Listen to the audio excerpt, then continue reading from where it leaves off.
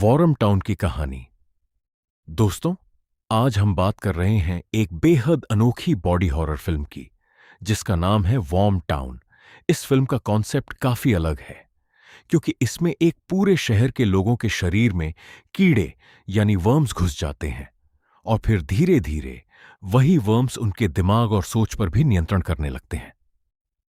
Film की कहानी Ashland नाम के एक टाउन से शुरू होती है, जहां का माहौल धीरे धीरे पूरी तरह बदल चुका होता है। शुरुआत में हम मेयर जोशुआ को देखते हैं, जो अपनी आंखों की जांच करवाने आता है। उसे रोशनी, मोबाइल सिग्नल और टीवी जैसी चीजों से परेशानी होने लगी थी। लेकिन चौंकाने वाली बात तब सामने आती है जब डॉक्टर उसकी आंखों में वर्म्स देखते हैं। यहीं से साफ हो जाता है कि शहर के अंदर कोई गंभीर संक्रमण फैल चुका है। कुछ समय बाद हमें पता चलता है कि शहर के ज्यादातर लोग इस संक्रमण की चपेट में आ चुके हैं। अब वे रात में ज्यादा सक्रिय रहते हैं और सूरज की रोशनी उन्हें बर्दाश्त नहीं होती। जो लोग संक्रमित हो जाते हैं वे अंधेरे में देख सकते हैं, लेकिन दिन की रोशनी में वे तड़पने लगते हैं। मोबाइल, तेज आवाजें और इलेक्ट्रॉनिक सिग्नल्स भी उन्हें परेशान करते हैं। इस बीच शहर में एक अजीब तरह का अनुशासन और धार्मिक सा माहौल बन चुका होता है, जिसे मेयर रेडियो पर प्रचारित करता रहता है। इसी शहर में 3 लड़कियां भी हैं, जस, रोज और कारा। ये अभी तक पूरी तरह संक्रमित नहीं हुई हैं। शुरुआती सीन में हम देखते हैं कि वे अपने बाल काट रही होती हैं, जैसे किसी बदलाव की तैयारी कर रही हों। सुबह होने पर सभी संक्रमित लोग अपने घरों में भाग जाते हैं, लेकिन टॉमी नाम का एक बच्चा समय पर घर नहीं पहुंच पाता। जैसे ही सूरज की रोशनी उस पर पड़ती है, उसका शरीर वर्म से भर जाता है और वह सड़क पर ही मर जाता है। उसकी मां एलिस ये सब खिड़की से देखती रहती है, लेकिन सूरज की रोशनी में बाहर नहीं आ सकती। यही घटना दर्शकों को समझा देती है कि यह संक्रमण कितना खतरनाक है। जस रोज के लिए इन वर्म्स के सैंपल इकट्ठा कर रही होती है, क्योंकि रोज इनके ऊपर रिसर्च कर रही थी।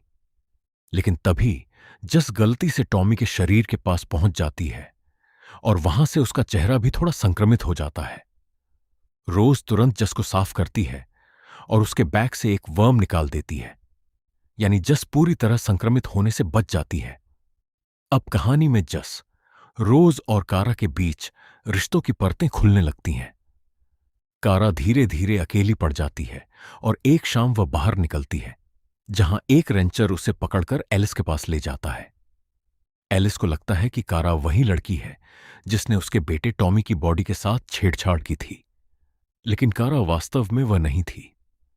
इसके बावजूद एलिस और बाकी लोग कारा को यह समझाने की कोशिश करते हैं कि वर्म्स को अपने शरीर में आने देना ही सही रास्ता है। वे इसे ट्रू लाइट की तरफ बढ़ना कहते हैं।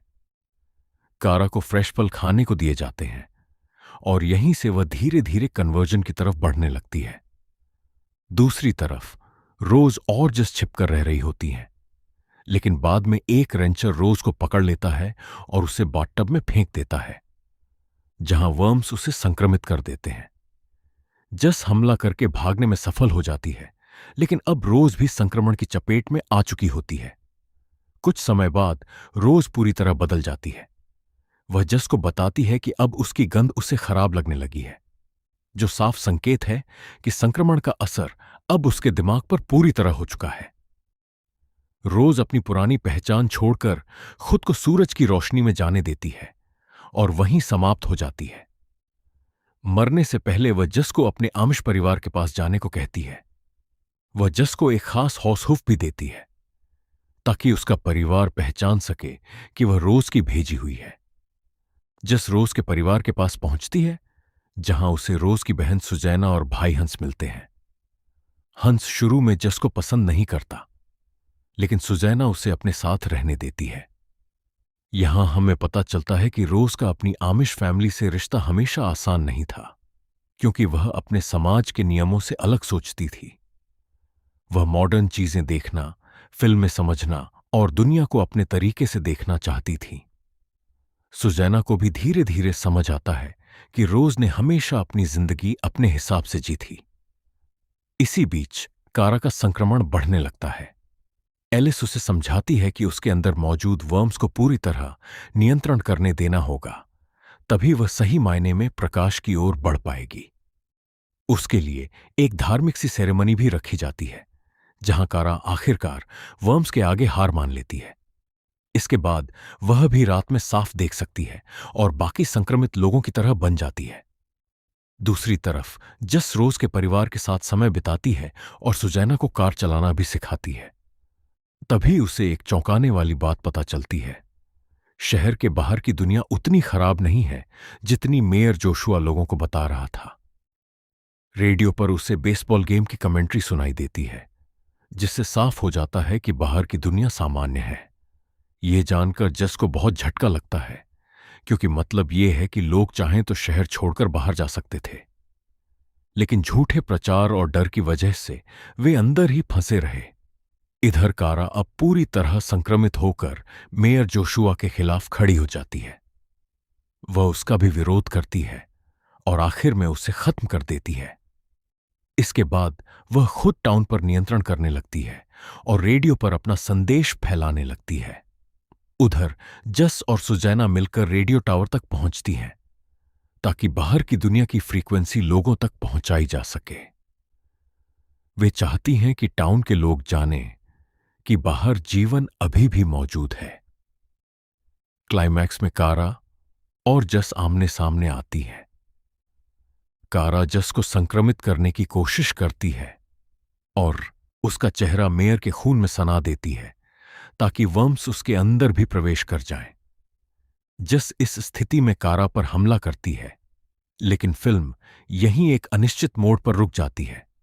साफ नहीं दिखाया जाता कि जस ने कारा को खत्म किया या नहीं। यही इस फिल्म का सबसे बड़ा थ्रिलिंग हिस्सा है। अंत में सुजैना जस को कार में बिठाकर वापस अमिश गांव की तरफ ले जाती है।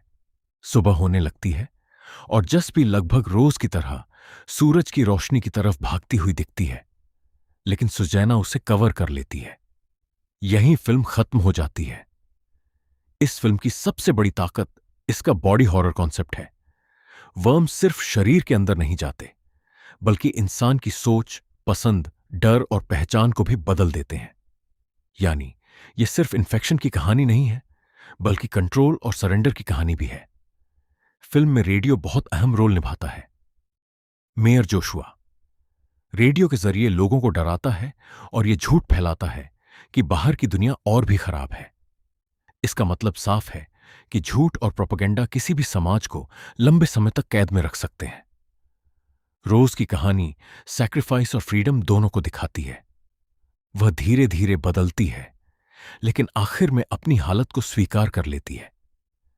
जिस उसकी तुलना में ज्यादा रेजिस्ट करती है, वहीं कारा का ट्रांसफॉर्मेशन एक अलग दिशा लेता है। वह पीड़ा से गुजरकर पावर चाहती है। अब सबसे बड़ा सवाल यही है कि क्या जस ने कारा को खत्म किया। इस पर दो थ्योरी बनती हैं। पहली यह कि जस ने कारा को नहीं मारा, क्योंकि उस वक्त उसके अंदर भी संक्रमण शुरू हो चुका था और वह समझ गई थी कि अब सब कुछ खत्म होने वाला है।